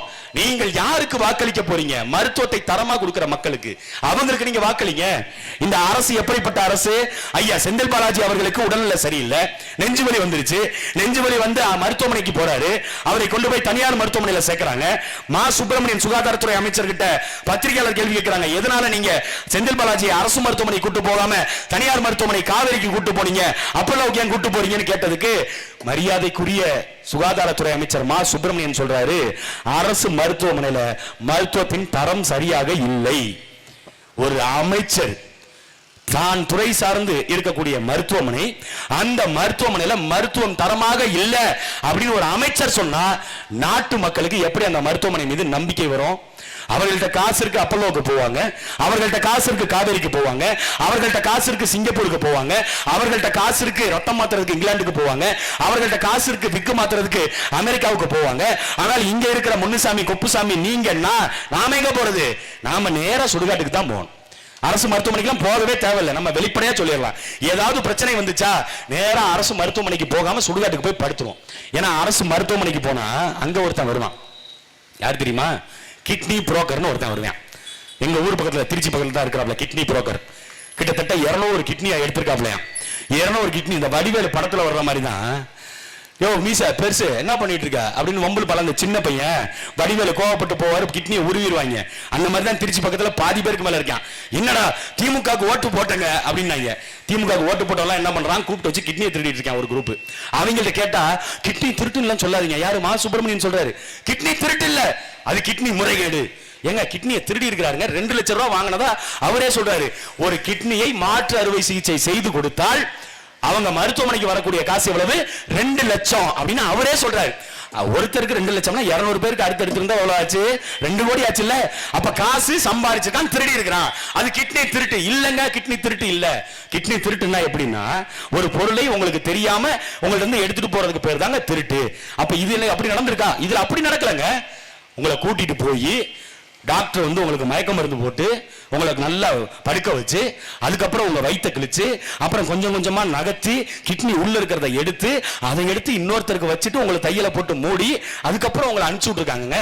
இதுக்கு பேர் திருட்டு இல்லைங்க, இதுக்கு பேர் முறைகேடு. எப்படிப்பட்ட அரசாங்கம் பேர் வைக்குது? குடிகாரன் நம்ம யாராவது சொன்னோம்னு வைங்க, இந்த அரசாங்கம் சொல்லும் குடிகாரன்னு சொல்லாதீங்க, அவங்களுக்கு மனசு இருக்குது. அவர்களை பார்த்தால் உங்களுக்கு கேவலமா தெரியுதா? 2 கோடி பேர் இன்னைக்கு தமிழ்நாட்டில் குடிக்கிறான், அவனை போய் குடிகாரங்கிறீங்க. அப்ப எப்படிங்க சொல்லணும்? மது பிரியர் என்று சொல்லுங்கள், பிரியமா அவங்களை அணுகுங்க. மது பிரியர். ஏங்க நகையை திருடிட்டாங்க கோயில்ல, வேலை பார்க்கிற இந்த இவங்க இருக்காங்கல்ல ஓதுவார்கள், அதுல இந்த ஐயர் இவங்க எல்லாம் நகையை திருடிட்டாங்க. நகை திருட்டுன்னு சொல்லாதீங்க, திருட்டுன்ற வார்த்தை கேட்டாலே திமுக ஞாபகம் வருது இல்ல, எங்களுக்கு பகீர் அடிவேர்லாம் கலங்குது. திருட்டுன்னு சொல்லாதீங்க, அது நகை திருட்டு கிடையாதுங்க, நகை எடை குறைபாட்டாளர். எப்படி பேரு? நகை எடை குறைபாட்டாளர். இப்ப நாளைக்கு எவனாவது கொலை பண்றான்னு வைங்களேன், ஒரு 10 கொலை பண்ணிட்டான்டா, ஒரு 20 கொலை பண்ணிட்டான்டா, அவன் கொலைகாரன்டா அப்படின்னு நம்ம சொன்னோம்னு வைங்க, என்ன தெரியுமா பேர் வைப்பாங்க? மக்கள் தொகை குறைபாட்டாளருங்க. அவர் ஒரு புரட்சியாளர். மக்கள் தொகை தமிழ்நாட்டில் இந்தியாவில் அதிகமாயிட்டே போறதுனால அவர் தன்னுடைய சிரத்தை விட்டு 4 பேரை போட்டு தள்ளி மக்கள் தொகை குறைச்சிக்கிட்டு இருக்க மக்கள் தொகை குறைபாட்டாளர். ஏங்க இந்த பெண்கள் எல்லாம் பாலியல் தொந்தரவு பண்றானே, அப்படிலாம் அவன் இது பண்றானே, அவன் ஒரு பொம்பளை பொறுக்கீங்க அப்படி சொல்லாதீர்கள். பெண் மீது பாசம் கொண்டவர்கள், இச்சை கொண்டவர்கள் அப்படி பேர் வைங்க, சொல்லுவாங்க நாளைக்கு. இவர்கள்ட்ட ஆட்சியை கொடுத்துட்டு பெண் பிள்ளைகளுக்கு பாதுகாப்பு இல்ல. தமிழ்நாட்டில் 6 வயசு குழந்தையில இருந்து 65 வயசு கிழவி வரைக்கும் யாருக்கும் பாதுகாப்பு இல்ல. சட்டம் ஒழுங்கை நாங்கள் சரியாக வைத்திருப்போம், இரும்பு கரங்களை கொண்டு அடக்குவோம். சொன்னது யாரு? இந்த திமுக. இரும்பு கரம் கொண்டு அடக்கி இருக்கீங்களா? உங்க இரும்பு கரம் இன்னைக்கு எங்க? பழைய ஈயம்பித்தால பேரிச்சம்பளத்துக்கு போட்டு வாங்கி தின்ட்டாப்லன்னு நினைக்கிறேன். திமுக காரங்க எவனோ எடுத்துட்டு போய் திருடி போட்டு தின்ட்டாங்க. இன்னைக்கு சட்டம் ஒழுங்கு தமிழ்நாட்டில் சந்தி சிரிக்குது. எங்க பார்த்தாலும் கொலை கொள்ளை, எங்க பார்த்தாலும் கற்பழிப்பு. ஒரு சட்டம் ஒழுங்கை சரியா பாதுகாக்க தெரியல. 15 வருஷமா சீமான் சொல்றாரு, என் பெண் பிள்ளைகள் மீது கை வைத்தால், கை வச்சுட்ட கொலை பண்ணிட்ட அப்படின்னா என் புள்ள செத்து போச்சா, என் பிள்ளைய புதைக்காத. எவன் இந்த வேலையை செஞ்சானோ அவனை போட்டு தள்ளுறா, அவனை புத, அப்புறம் என் பிள்ளைய புத அப்படின்னு எங்க அண்ணன் 15 வருஷமா பேசிட்டு வர்றாரு. தமிழ்நாட்டினுடைய முதலமைச்சர் ஐயா மு.க. ஸ்டாலின் இப்ப சொல்றாரு, பெண் பிள்ளைகள் 18 வயதுக்கு உட்பட்டவர்களை பாலியல் தொந்தரவுக்கு உள்ளாக்கினால் அவர்களுக்கு தூக்கு தண்டனையை பெற்றுக் கொடுப்போம். எப்படி தூக்கு தண்டனை? 18 வயசுக்கு உள்ள இருக்கவங்களை கற்பழிச்சா, அப்ப 18 வயசுக்கு மேல இருக்கவங்களை கற்பழிச்சா என்ன பண்ணுவ? சட்டம்னா ஒன்னா தானே போடணும். பெண்கள் மீது பாலியல் தொந்தரவுல ஈடுபடுறவன், பெண்களை பாலியல் ரீதியாக இச்சைக்கு உட்படுத்தி கொலை செய்கிறவன், அவனுக்கு தூக்கு தண்டனை. இப்படிதானே ஒரு முதலமைச்சர் சொல்லணும். அதெல்லாம் 18 வயசுக்கு உள்ள 18 வயசுக்கு மேல. இது என்ன மாதிரியான வகைமுறை? இவங்களை நம்பி நீங்க ஆட்சியை கொடுக்க போறீங்களா? திமுகவில் இருக்கிறவன் தான் மொத்த பேர் இந்த வேலையை செய்யறான். சாராயம் விற்கிறது அவங்க தான், கஞ்சா விற்கிறது அவங்க தான், மெத்தபட்டமின் விற்கிறது அவங்க தான். மெத்தபட்டமின் விற்கிறது அவங்க தான். நீங்க இல்ல இதெல்லாம் எங்கேயோ நடந்துச்சுலாம் நினைக்காதீங்க. தமிழ்நாட்டில் சென்னையில திமுகவினுடைய அயலக அணி செயலாளராக இருக்கக்கூடிய ஜாஃபர் சாதிக் என்பவர் வெளிநாடுகளில் இருந்து, துபாயில இருந்து மெத்தபட்டமின் கடத்தி கொண்டு வந்து சென்னை சுங்கத்துறை அதிகாரிகள் கைப்பற்றி அதுக்கப்புறமேட்டு அதை வெளியில விட்டு அது வியாபாரத்திற்கு வேற ஒரு முறையில அவன் மாட்டிக்கிட்டான். மாட்டி இடி அதிகாரிகள், ஐடி இன்கம் டாக்ஸ் அதிகாரிகள் ஜாஃபர் சாதிக் வீட்டுக்கு போய் ரெய்டு நடத்தும் பொழுது மெத்தபட்டமைன் மொத்தமா மாட்டுது. எப்படா சிக்குது அப்படின்னு பார்த்தா அவன் தான் கடத்தியா கொண்டு வந்திருக்கான். அவன் திமுகவுடைய அயலக அணி செயலாளர். அவன் தான் எங்க அண்ணன் அமீருக்கெல்லாம் படத்துக்கு காசு கொடுத்து படம் எடுத்துக்கலாம் கொடுத்திருக்கான். மெத்தபட்டமைன் வித்த காசுல திமுக காசு வாங்கி இருக்குது, இல்லன்னு மறுக்க முடியுமா? லாட்டரி டிக்கெட் வித்ததுல இந்த திமுக காசு வாங்கி இருக்குது, இல்லன்னு சொல்ல முடியுமா? இன்னைக்கு ஆதவர்ஜுனா அந்த லாட்டரி விற்கிறான்ல, லாட்டரியோட மருமக, லாட்டரி மாட்டின் மருமக ஆதவர்ஜுனா தாவேக்கால இருந்துகிட்டு பேசுறான்ல. நாங்க 5 வருஷத்துக்கு முன்னாடியே சொன்னோம், இந்த லாட்டரி மாட்டின் இருந்து பத்திரமாக தேர்தல் பாண்டாக இந்த திமுக 200 கோடிக்கு மேல காசு வாங்கி இருக்குது. லாட்டரி மாட்டினை இவர்கள் எதிர்ப்பது போல் எதிர்ப்பாங்க, ஆன்லைன் ரம்மிக்கு எதிராக இவர்கள் பேசுவாங்க, நாடகம் ஆடுவாங்க. ஆனா அந்தந்த கம்பெனிட்ட இந்த திமுக காசு வாங்கி இருக்கு. நாங்க சொன்னா யாரும் நம்பல. இன்னைக்கு லாட்டரி மாட்டினோட பையன் இருக்கான்ல, பாண்டிச்சேரியில தேர்தலில் நிக்கிறான். அவன் சொல்றான், எங்க திமுக தைரியம் இருந்தா எங்க அப்பாட்ட காசு வாங்கலன்னு சொல்லு பார்க்கலான்னு அவன் அடிக்கிறான். ஊர் முழுக்க எல்லார்கிட்டையும் லஞ்சம் ஊழலாக வாங்கி வைத்து தமிழ்நாடு முழுக்க கஞ்சாவை விற்பனை கொண்டு வந்து ஐயா மா சுப்பிரமணியன் சொல்றாரு, தமிழ்நாட்டில் கஞ்சா புழக்கமே இல்லையே. நான் இதே ராமநாதபுரம் மாவட்டத்தில் செய்தித்தாளில் படிச்சேன். ராமநாதபுரம் மாவட்டத்தில் 80 கிலோ கஞ்சா பறிமுதல், கடல் வழியா இலங்கைக்கு கடத்த இருந்த 90 கிலோ கஞ்சா பறிமுதல் அப்படின்னு செய்திகள்ல நாங்க தான் பாக்குறோம்.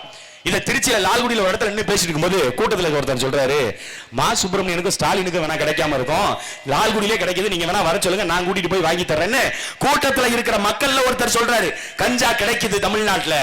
அப்ப கஞ்சாவை இங்க வியாபாரம் ஆக்கிட்டு நாட்டு மக்களை குடிக்க வச்சுட்டு பல பேர் தாலியை அறுத்துட்டு, இதுல என்ன கலைஞர் நாடு, கலைஞர் பெருமை, எதுக்கு எடுத்தாலும் கலைஞர், கலைஞர் உரிமை தொகை, கலைஞர் இலவச பேருந்து, கலைஞர் பேருந்து முனையம், கலைஞருடைய நூலகம், கலைஞருடைய விளையாட்டு மைதானம், எல்லாத்திலையும் கலைஞர் கலைஞர் கலைஞர் பேர் வைக்கின்ற நீங்கள் ஒரே ஒரு முறை இதெல்லாம் நாங்கள் எதிர்க்கிறோம். கலைஞர் மகளிர் உரிமை தொகைங்கிறத எதிர்க்கிறோம், கலைஞர் விளையாட்டு அரங்கங்கிறத எதிர்க்கிறோம், கலைஞருடைய நூலகம் சொல்றதை எதிர்க்கிறோம். ஒரே ஒரு திட்டத்தை கலைஞர் பேர் வைத்தால் நாங்கள் எதிர்க்க மாட்டோம். என்ன பண்றீங்க? டாஸ்மார்க் கடை, இந்த 11 மணி கடையெல்லாம் இருக்குல்ல, ரீக்ரியேஷன் கிளப், மணமகிழ் மன்றங்கள், அந்த கடையில இருக்க போர்டெல்லாம் எடுத்துட்டு இது கலைஞருடைய தாலி அறுப்பு திட்டம், இந்த திட்டத்தில் பயன்பெறுபவர்களுக்கு சிறப்பு சலுகைகள் வழங்கப்படும், சாராயத்தை குடித்து விட்டு செத்து போனால் 10 லட்சம் பரிசாக வழங்கப்படும், இந்த போர்டை வைங்க, நாங்க யாரும் கேட்கவே மாட்டோமே. அதுல நீங்க உங்க திட்டத்தை பத்திரமா போட்டுக்கங்க. ஏன்னா இந்த ஆட்சி அப்படிதானே சொல்லுது, குடிகாரர்களுக்கான நாடாக, குடிகாரர்களுக்கான ஆட்சியாக தானே இது மாறி நிக்குது. அப்ப நீங்க அந்த திட்டத்தை செய்யுங்களேன், அதுல கலைஞர் பேர் வைங்க, அது கலைஞர் பேருக்கு பொருத்தமாக இருக்கும். ஏன்னா கலைஞர் தான் சாராய கடையை திறந்து விட்டாரு, கலைஞர் தான் அதை அரசு மயமாக மாத்தினாரு. டாஸ்மார்க்னு பேர் வச்சது வேணா எம்ஜிஆரா இருக்கலாம், டாஸ்மார்க் நிறுவனத்தை தொடங்கினது வேணா எம்ஜிஆரா இருக்கலாம், ஆனா அதுக்கெல்லாம் வேறு ஐயா கலைஞர் கருணாநிதி தான். அதனால அவர் பேரை வச்சுட்டு போயிருங்களேன், யாராவது கேட்க போறோமா? கேட்டால் தாலிக்கு தங்கம் கொடுத்தோம் அதிமுக. நாங்க தாலிக்கு தங்கம் கொடுத்தங்க, தாலி இருக்கிற டாஸ்மார்க்கையும் நீங்க தாங்க கொடுத்து வச்சிருக்கீங்க, அதையும் இழுத்து மூடிட்டு போங்களே. இதுல ஏதாவது ஒண்ணு இவங்க பேசுவாங்களா? 8000 ரூபாய்க்கு கூப்பன் கொடுக்குறாங்க, 8000 ரூபாய்க்கு கூப்பன். இந்த தேர்தல் ஆணையம்ங்கிறது எதுக்கு தான் இருக்குன்னு நமக்கும் தெரியல. ஆர்கே நகர்ல அம்மையார் ஜெயலலிதாவுடைய மறைவுக்கு பிறகு ஆர்கே நகர்ல ஒரு தேர்தல் நடக்குது. அதுல நம்ம அண்ணன் டிடிவி தினகரன் நிக்கிறாரு. அப்ப 20 ரூபா நோட்டு டோக்கனா கொடுத்துட்டாரு, டோக்கனா 20 ரூபா நோட்டு கொடுத்துட்டாரு அப்படின்னு வழக்கு இன்னும் நிலுவையில் இருக்கு. அந்த வெற்றி செல்லுமா செல்லாதா அப்படிங்கிறது இருக்கு, அது இன்னும் வழக்கில் நிலுவையில் இருக்கு. அப்ப இந்த தேர்தல் ஆணையம் சொல்லிச்சு, இந்த டோக்கன் கொடுக்கிறது, மக்களுக்கு இந்த இலவசங்கள் கொடுக்கிறது, இதெல்லாம் தப்பு, லஞ்சம் கொடுப்பது வாங்குவது குற்றம், காசு ஓட்டுக்கு காசு கொடுத்தால் குற்றம், காசு வாங்கினால் குற்றம், ஓட்டுக்கு காசு வாங்கினீங்கன்னா ஓராண்டு சிறை தண்டனை விதிப்போம். பத்திரிகையில செய்தி போடுது எது? இந்த தேர்தல் ஆணையம். இந்த தேர்தல் ஆணையத்தை கேட்கிறான், 8000 ரூபாய் கூப்பன் போட்டு கூப்பனை கொண்டு போய் கொடுக்கிறானே, இந்த கூப்பன் என்பது ஒரு வகையான லஞ்சம் தானே. இந்த லஞ்சத்தை எப்படி நீ பார்த்துட்டு சகிச்சுக்கிட்டு இருக்க? தேர்தல் ஆணையம் என்னதான் பண்றீங்க? தேர்தல் ஆணையம் இதெல்லாம் கேட்காது. யாரு இந்த கூப்பன் கொடுக்கிறது, நைட் நேரத்துல 5000 10,000 2000 வீடு வீடா கதவு தட்டி காசு கொடுக்கிறது, அதை கேட்காது. 5000 ரூபாயை தேர்தலுக்கு 15 நாள் அறிவிப்புக்கு முன்பாக போட்ட ஐயா ஸ்டாலின் அவர்களை கேள்வி கேட்காது. தேர்தல் ஆணையம் யாரை கேள்வி கேட்கும்? ரோட்ல கார்ல எவனாவது போயிட்டு இருந்தானா நிப்பாட்டு கதவு துறை, எவ்வளவு வச்சிருக்க? 50,000க்கு மேல வச்சிருக்கியா? ஐயா அப்பனுக்கு மருத்துவ செலவு கொண்டு போயிட்டு இருக்கியா? அதெல்லாம் எங்களுக்கு தெரியாது. 50,000 வச்சிருக்கில்ல, கொண்டா அவன் காசு கொண்டா. ஆட்டு வியாபாரி மாட்டு வியாபாரி வச்சிருப்பான், அந்த காசை புடுங்கு. இந்த மிளகா வித்தது, இந்த பருப்பு வித்தது காசு வச்சிருப்பான், அதை புடுங்கு. அவன் தெருவுக்குள்ள கொடுத்துட்டு இருப்பான், இவன் ரோட்ல நின்னுகிட்டு கையை காமிச்சு, இந்த நைட்ல டார்ச் அடிப்பாங்கல்ல, அப்படி ரோட்ல நின்னுகிட்டு இங்க வா காசு கொடு. வெக்கமா இல்ல? இது ஒரு தேர்தல் முறை. இந்த முறையை முதல்ல மாத்தணும். இந்த முறையை மாத்தணும் என்ன பண்ணணும்? தேர்தல் அதிகாரிகள் மாறணும்.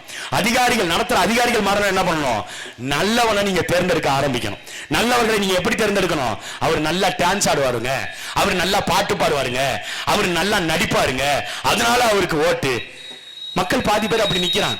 உண்மையிலுமே அவரெல்லாம் கட்சி ஆரம்பிக்கலன்னா தமிழ்நாட்டில் இவ்வளவு கோடி தற்குறிகள் இருக்காங்கிறது நமக்கெல்லாம் தெரியாமலே போயிருக்கோம், தெரியாமலே செத்து போயிருப்போம். நாம என்ன நினைக்கிறோம்? நம்ம தமிழர்கள் 50,000 ஆண்டுகளுக்கு மூத்த மொழி, நம் இனத்திற்கென்ற ஒரு வரலாறு இருக்கு, நம் இனத்திற்கென்ற ஒரு பெருமை இருக்குது.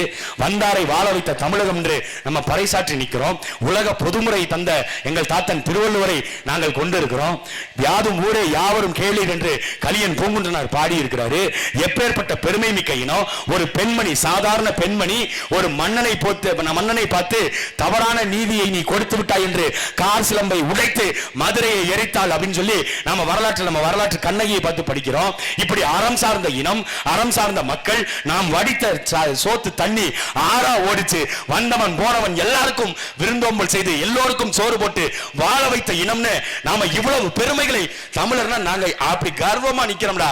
நாங்க ராவணனின் பேரன்டா, நாங்கள் எங்கள் பாட்டன் பெரும்படுகு முத்துரையனுடைய வாரிசுகள்டா, நாங்கள் தீரன் சின்னமனுடைய வாரிசுகள், நாங்கள் அழகுமுத்துக்கோனுடைய வாரிசுகள், நாங்கள் எங்கள் பாட்டன் பூலித்தேவனுடைய வாரிசுகள், நாங்கள் எங்கள் பாட்டி வேலுநாச்சியாருடைய வாரிசுகள், நாங்கள் எங்கள் பாட்டன்கள் மருதருடைய வாரிசுகள், நாங்கள் முத்துராமலிங்க தேவனுடைய பேரன்கள், நாங்கள் காமராஜரின் பேரன், நாங்கள் கக்கனின் பேரன், நாங்கள் இமானுவேல் சேகரனாருடைய பேரன், நாங்கள் வெண்ணிக்காலனுடைய பேரன்கள், நாங்கள் ஒண்டி வீரனுடைய பேரன்கள். இப்படி பெருமை நாங்க பேசிக்கிட்டு இருக்கோம். இந்த பக்கம் திரும்பி பார்த்தா தளபதி டேய், எந்த இனத்தை எங்கடா கொண்டு போய் நிறுத்தி இருக்கிறீங்க? எங்க நிறுத்தி இருக்கிறீங்க? அவர்களை பார்த்து அவர்கள் தான் மாற்றம். அவர் வந்தா நல்லா விசில் அடிப்பாருங்க, ஊதுவாரு. அவங்க ஒரு கோட்பாடு இல்ல, ஒரு தத்துவம் இல்ல. என்ன தாண்டா உங்க கொள்கை? நாங்கள் கொள்கை தலைவர்கள் 5 பேர் வச்சிருக்கோம்ல, அதுதான் கொள்கை. அவன் கட்சிக்காரன் அந்த 5 பேர் படத்தை காமிச்சு இவர் யாருன்னு கேட்டா இவர் ஈரோட்டுக்காரரா திருநெல்வேலிக்காரரான்னு கேட்கறான் பெரியார பார்த்து. யார் அவங்க கொள்கை தலைவர்? காமராஜர் யாருன்னு தெரியல, வேலுநாச்சியார் யாருன்னு தெரியல, அஞ்சலி அம்மாள் ஏன்னா இவங்க யாரோ டாக்டராங்கிறாங்க. அஞ்சலி அம்மாள் டாக்டருங்கிறாங்க அவன் கட்சிக்காரன். அஞ்சலி அம்மாள் யாரு தெரியுமா? சுதந்திர போராட்டத்துக்கு போராடினவங்களா. கர்ப்பிணியாக நிறை மாத கர்ப்பிணியாக இருக்கும் பொழுது சுதந்திர போராட்டத்திற்காக போராடி கர்ப்பிணியாக இருந்தவங்க சிறைக்கு போனாங்க. அவங்கள கொள்கை தலைவராக ஏத்துக்கிட்டு இவன் எங்கேயாவது களத்துக்கு வந்திருக்காங்களா? எங்கேயாவது ஒரு இடத்துக்கு? எங்க போகலூர் ஒன்றியத்துல மருத்துவ கழிவு சுத்திகரிப்பு ஆலையை மூடுவதற்கு நாங்கள் வந்து நிற்போம், வந்து நிக்க சொல்லு பார்ப்போம். மீனவர் பிரச்சனைக்கு நாங்கள் போராடி வந்து நிற்போம், நிக்க சொல்லு பார்ப்போம். போறது சும்மா ஊருக்கு போறது, கூட்டத்தை கூட்டுறது, அப்படி 4-5 பேரை கூட்டு வச்சு படத்தை எடுக்கிறது, அதை வந்து சோசியல் மீடியால போட்டு முழுக்க ரீல்ஸ் பைத்தியம் தான்.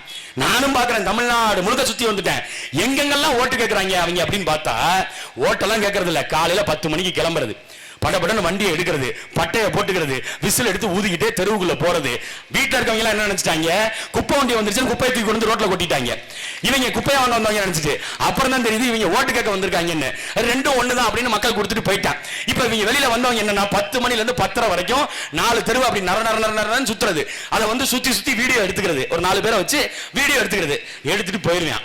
அடுத்து 10 நாளைக்கு வரமாட்டான். என்னடா பண்றாங்கன்னு பார்த்தா சோசியல் மீடியாவுல இன்ஸ்டாகிராம்ல அந்த ரீல்ஸை திருப்பி திருப்பி போட்டு, ஏன்னா 4 பேர் வச்சு எடுத்திருக்காங்கல்ல, 4 ஆங்கிளையும் 4 விதமா எடிட் பண்ணி அதை 40 வீடியோவா ரெடி பண்ணி அந்த வீடியோவை மட்டும் போட்டுக்கிட்டே இருக்கான். 10 நாள் களத்துல இல்ல. எங்கடா 10 நாள் களத்துல இல்ல? ஏன்டா நீங்க எப்படி இருக்காங்கன்னு பார்த்தா அவன் கட்சி தலைவனே அப்படித்தான். ஒரு நாள் பிரச்சாரத்துக்கு வந்தா 2 நாள் லீவு. கன்னியாகுமரி வந்தாரா 2 நாள் லீவுங்க. எங்க போயிட்டாரு? பனையூர் போயிட்டாருங்க. அதுக்கப்புறம் 2 நாள் பிரச்சாரம், 2 நாள் கழிச்சு எங்க திருப்பூர்ல. அங்க போனதுக்கு அப்புறம் அதுக்கப்புறம் 2 நாள் லீவுங்க. டேய், நாங்க நேரம் இல்லாம திரியிறோம்டா. நாம் தமிழ் கட்சி பிள்ளைகள் எங்கள் கருத்துக்களை கொண்டு போய் மக்கள்கிட்ட சொல்றதுக்கு நேரம் இல்ல. எங்க அண்ணன் சீமானு ஒரு நாளைக்கு 7 கூட்டம் 8 கூட்டம். நீங்க யோசிச்சு பாருங்க. காலையில 9:30-10 மணிக்கு ஆரம்பிச்சு மத்தியானம் 3 மணி வரைக்கும் 4 கூட்டம், 3 கூட்டம். அதுக்கப்புறம் சாயங்காலம் 5 மணிக்கு ஒரு கூட்டம், 7 மணிக்கு ஒரு பொதுக்கூட்டம், 9 மணிக்கு ஒரு பொதுக்கூட்டம். ஒரு நாளைக்கு 8 கூட்டம் இல்ல 7 கூட்டம். அப்படி பேசுறாரு. எவ்வளவு நேரம் தெரியுமா? ஒவ்வொரு கூட்டத்திலையும் 1 மணி நேரம். ஒரு மனிதன் 7 மணி நேரம் ஒரு நாளைக்கு இந்த நாட்டு மக்களுக்காக களத்தில் நின்று பேசிக்கிட்டு இருக்கிற இவருக்கு நீங்கள் ஓட்டு போட போறீங்களா? இல்ல ஒரு நாள் கூட்டத்துக்கு வந்துட்டு 4 நாள் படுத்து தூங்குற அந்த பனையூர் பண்ணையாருக்கு நீங்கள் வாக்கு செலுத்த போறீங்களாங்கிறத நீங்கள் சிந்தித்து பாருங்க. மாற்றம் என்றால் எதுல இருந்து மாற்று? இவனும் 2000 கொடுப்பேங்கிறான், அவனும் 2000 கொடுப்பேங்கிறான். இப்ப இவர் 2000, யாரு? திமுக 2000, அதிமுக 2000, தாவேகா 2500. அவரு சிலிண்டர் மானியம், இவரு சிலிண்டர் மானியம். நாங்கள் 6 சிலிண்டர் இலவசமாக கொடுப்போம். அன்னபூர்ணி சூப்பர் 6. நல்ல மனுஷன், வாய வச்சாலும் வச்சான். இந்தியா முழுக்க இல்ல, உலகம் முழுக்க கேஸ் தட்டுப்பாடு. அன்னபூர்ணி சூப்பர் 6 தர போறேன்னா கேஸ் தட்டுப்பாடு. இப்ப அடுத்து என்ன? நாங்க வீட்டுக்கு தங்கம் கொடுக்க போறோம். நீங்க வேணா பாருங்க, தங்க தட்டுப்பாடு தானா வரதான் போகுது. போர் வந்துரும், தங்கம் தட்டுப்பாடு ஏற்படும்.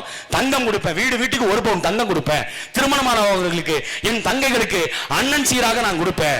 இப்ப தத்துவமா இவ்வளவு நேரம் ஜாலியா பேசிருக்கேன். தத்துவமா ஒரே ஒரு கேள்வி கேட்கவா? இந்த நாட்டுல டவுரின்னு சொல்லுவாங்கல்ல, டவுரின்னு சொல்றது என்ன? வரதட்சணை கொடுப்பது வாங்குவது குற்றம். இந்த நாட்டுல சட்டம் இருக்கு. ஆனா அந்த சட்டத்தை மீறி ஒருத்தர் சொல்றாரு, அண்ணன் சீராக நான் 1 பவுன் தங்கம் கொடுப்பேன். யாருக்கு? தங்கச்சிக்கு கொடுப்பேன். அது என்ன கணக்குல வரும்? வரதட்சணை கணக்குல தானடா வரும். வெண்ணம் அவனே, அது வரதட்சணை தானே. ஏண்டா கற்ற பொண்டாட்டிக்கு 1 பவுன் நகை கூட போட்டு அவன் தாலி கட்டி அந்த குடும்பத்தை நடத்த முடியாதுன்னா அவன் என்ன மயிறுகிட கல்யாணம் பண்றான்? அது எப்படிடா நீங்க இலவசம் கொடுத்து தாலிக்கு தங்கம் கொடுத்தோம், 1 பவுன் நாங்க கொடுப்போம். எங்க இருந்து கொடுப்ப? தமிழ்நாட்டுல ஒரு ஆண்டுக்கு 10 லட்சம் திருமணங்கள் நடக்குது. 10 லட்சம் பவுன் நீ கொடுக்கணும். 10 லட்சம் பவுன்னா எவ்வளவு ஆச்சு? இது தெரியுமா உங்களுக்கு? அந்த காசை எங்க இருந்து எடுப்பீங்க? தமிழ்நாடு ஏற்கனவே 10.25 லட்சம் கோடி கடன். இந்த 1 பவுன் தங்கம் கொடுக்கறதுக்கு நீ கூடுதலா 2 லட்சம் கோடி கடன் வாங்கணும். அப்ப 5 ஆண்டுகளுக்கு 10 லட்சம் கோடி கடன் வாங்கணும். இந்த 10 லட்சம் கோடியை எங்க இருந்து எடுப்ப? யார்கிட்ட எடுப்ப? ஏற்கனவே 10.25 லட்சம் கோடி கடனை வாங்கி வைத்து நமக்கு மின்சார கட்டணம் 4 முறை உயர்ந்துருச்சு, பால் விலை உயர்ந்துருச்சு, பேருந்து கட்டணம். பெண்களுக்கு இலவசம் தாங்க, பெண்களுக்கு இலவசம் தான். ஆனா ஆண்களுக்கு 10 ரூபா கொடுத்துட்டு போயிட்டு இருந்த பஸ் இன்னைக்கு 20 ரூபா, ரெட்டிப்பு மடங்கு. மனைவிகளுக்கு இலவச பேருந்து, ஆனா ஆண்களுக்கு ரெட்டை மடங்கு டிக்கெட் விலை. இது எப்படிப்பட்ட அரசாங்கம்? டிக்கெட் விலை உயர்ந்துருச்சு, சொத்து வரி உயர்ந்துருச்சு, குடிநீர் வரி உயர்ந்துருச்சு, சாலை வரி உயர்ந்துருச்சு, எல்லா வரியும் உயருது. உங்களுக்கு மறைமுகமா தெரியாம 1000 ரூபாய் எங்கிட்டு கொடுத்துட்டு பின்னாடி அங்கிட்டு 10,000 ரூபாய்க்கான வருமானத்தை உங்கள்ட்ட இருந்து வரியாக இந்த அரசாங்கம் எடுத்துட்டு போய் அவன் கோடி கோடியா சம்பாரிச்சு சொத்து சேர்த்து வைக்கிறான். அவன் தலைமுறை பிள்ளைகளுக்கு செத்து வச்சிருக்கான், சொத்து சேர்த்து வச்சிருக்கான். இன்னைக்கு இலங்கையில நடந்துச்சு, வறுமை வந்துச்சு, அங்க பிரச்சனை வந்துச்சு, பொருளாதார நெருக்கடி வந்துச்சு. அங்க இருந்த ராஜபக்சேல இருந்து அவன் குடும்பம் எல்லாரும் வெளிநாட்டுல சொத்து சேர்த்து வச்சிருந்தான், தப்பிச்சு ஓடிட்டான். நாளைக்கு தமிழ்நாட்டில் அது நடந்துச்சுன்னா ஐயா ஸ்டாலின் கிளம்பி ஓடிடுவாரு, உதயநிதி கிளம்பி ஓடிடுவாரு, எடப்பாடி கிளம்பி ஓடிடுவாரு. இங்க இருக்கிற தாவேகா அவன் லண்டன்ல வீடு வச்சிருக்கான், அவன் அங்க கிளம்பி ஓடிடுவான். நீங்களும் நானும் எங்க போவோம்? இந்த நாட்டை விட்டு நாம எங்க போக முடியும்? நமக்கு அந்த நிலைமை இருக்கா? நாம சொத்து சேர்த்து வச்சிருக்கோமா? நாம சொத்து சேர்க்க வேண்டாம், சொகத்தை சேர்த்து வைக்க வேண்டாம், பணத்தை சேர்க்க வேண்டாம். அடுத்த தலைமுறை பிள்ளைகளுக்கு நல்ல குடிநீர், தரமான காற்று, தரமான கல்வி, தரமான மருத்துவம், அவர்கள் வாழ்வதற்கு சுற்றுப்புற சுகாதார கேடற்ற ஒரு சமூகத்தை இங்க உருவாக்கி வச்சுட்டு போகணும். அதுதான் எங்கள் கனவு. நாங்கள் இளைஞர்களுக்கு வேலை வாய்ப்பை கொடுப்போம். வீட்டுக்கு ஒருத்தருக்கு இவங்க மிக்சி கொடுக்கிறோம், வீட்டுக்கு ஒருத்தருக்கு ஃப்ரிட்ஜ் கொடுக்கிறோம். நாங்க என்ன சொல்றோம்? வீட்டுக்கு ஒருத்தருக்கு அரசாங்க வேலை கொடுக்கிறோம். வீட்டுக்கு ஒருத்தருக்கு படித்தவர் படிக்காதவர் யாராக இருந்தாலும் 25,000 ரூபாய் சம்பளத்துல ஒரு வேலையை போட்டு தர்றோம். அது அரசாங்க வேலை, கவர்மெண்ட் வேலை. நீ காலரை தூக்கி விட்டு போலாம், நான் கவர்மெண்ட் எம்ப்ளாயி நீ சொல்லலாம். அப்படி ஒரு தன்மானமிக்க வாழ்வை நாங்கள் கொடுக்கணும்னு நிக்கிறோம். அப்படி இந்த கனவுகளை சுமந்து நிற்கின்ற நாம் தமிழர் கட்சியினுடைய பிள்ளைகளுக்கு இந்த பரமக்குடி சட்டமன்ற தொகுதியில் போட்டியிடக்கூடிய எங்கள் அக்கா எழில் இளவரசி அவர்களுக்கு ஏற்கலப்பை ஏந்திய விவசாய சின்னத்தில் வாக்களித்து சட்டமன்றத்துக்குள்ள உள்ள அனுப்புங்க. சட்டமன்றத்தில் மக்கள் குரலாக இந்த மக்களுக்கு ஏற்படக்கூடிய இன்னல்களுக்கு எதிராக மக்களின் குரலாக சட்டமன்றத்தில் ஒலிப்பதற்கு எங்கள் அக்கா எழில் இளவரசி அவர்களுக்கு ஏற்கலப்பை ஏந்திய விவசாய சின்னத்திற்கு வாக்களிங்க. நாங்கள் எங்கள் வேட்பாளர்களை பாருங்க, 234 வேட்பாளரும் படித்தவர்கள், பண்பாளர்கள், எந்த குற்ற பின்னணியும் இல்லாத, எந்த வழக்கும் வாங்காத வேட்பாளர்களை களத்தில் நாங்கள் நிறுத்தியிருக்கிறோம். இவங்க நிற்கிற இந்த அக்கா பல் மருத்துவர். எதுக்காக பல் மருத்துவர் தெரியுமா? பல் மருத்துவர் சட்டமன்றத்துக்கு தேவைப்படுது. பல்லு போன நிறைய பாம்புகளுக்கு பல்லை புடுங்குவதற்கு பல் மருத்துவர் அக்கா எழிலரசி அவர்களுக்கு ஏற்கனவே இந்த விவசாய சின்னத்தில் வாக்களித்து சட்டமன்றத்துக்குள்ள உள்ள அனுப்புங்க. மற்ற கட்சிக்காரன் மாதிரி சாராயம் வித்தவன், கஞ்சா வித்தவன், லாட்டரி டிக்கெட் வித்தவன், குற்றப்பண்ணில் பெண்களை கற்பழிச்சவன், அதை பண்ணவன், மாத்துமல்ல திருடவன், மலையை உடைச்சு வித்தவன், அப்படிப்பட்டவர்களுக்கு சீட்டு கொடுக்கல. தேடி தேடி எங்கள் அண்ணன் சீமான் அவர்கள் படித்தவர்களை, பண்பாளர்களை, இந்த மண்ணையும் மக்களையும் உயிராக நேசிக்கக்கூடிய ஒவ்வொருத்தரையும் நெல் மணிகள் போல பொறுக்கி பொறுக்கி எடுத்து எங்கள் அக்கா எழில் இளவரசி அவர்களை நிறுத்தி இருக்கிறாங்க. இந்த ஏப்ரல் 23ஆம் தேதி பரமக்குடியிலிருந்து எழுதுங்க. நேற்றைய கூட்டமே அதற்கான சாட்சி. பரமக்குடியே ஸ்தம்பித்தது. அதுபோல ஏப்ரல் 23ஆம் தேதி நீங்கள் செலுத்துகின்ற வாக்கு மே 4ஆம் தேதி எண்ணப்படும் பொழுது எண்ணுகின்ற அந்த வெளியில வரக்கூடிய அறிக்கையில பரமக்குடியில் புரட்சி கிளம்பியது. தமிழ் தேசியம் வென்றது, நாம் தமிழர் கட்சி வென்றது, அக்கா எழில் இளவரசி அவர்கள் சட்டமன்றத்திற்கு தேர்ந்தெடுக்கப்பட்டிருக்கிறார் என்ற வரலாற்று வாய்ப்பை இங்கிருந்து எழுதுங்கள், இங்கிருந்து எழுதுங்கள். பிரபாகரன் பெயரை சொல்லி மீசையை முறுக்கு, திராவிட சித்தாந்தத்தை அடியோடு நொறுக்கு. தமிழ் தேசியம் வெல்வது நம் இலக்கு. தமிழ் தாய் வாழ்க, தலைவர் பிரபாகரன் வாழ்க. நன்றி, வணக்கம்.